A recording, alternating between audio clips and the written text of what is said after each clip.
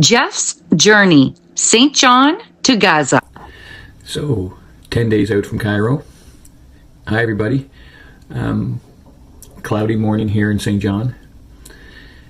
I've been thinking about New Brunswick and Palestine the last few days, and New Brunswickers and Palestinians.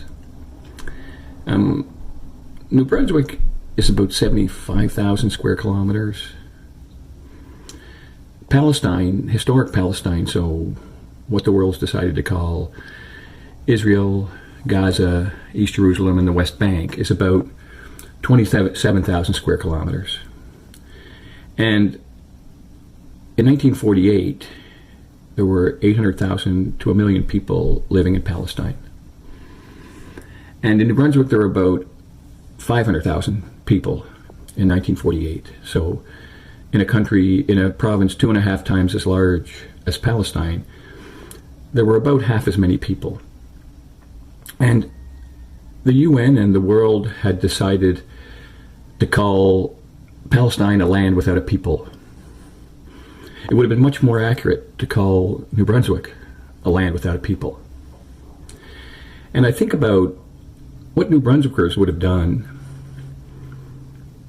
if that small part of the world that made up the UN had decided that they were going to give 2/3 of New Brunswick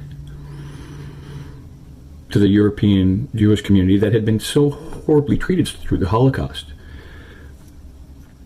But to give 2/3 of New Brunswick away to create Israel, a Jewish state. And I've lived here for 22 or 23 years. I'm still kind of from away, but I think I know New Brunswickers well enough to know that they would have resisted that. They would not have stood for that. And they would be resisting still. So what I would say to New Brunswickers, when you watch what's happening in Gaza, think about that. We would all be Palestinians. So, see you tomorrow. Assalamu alaikum.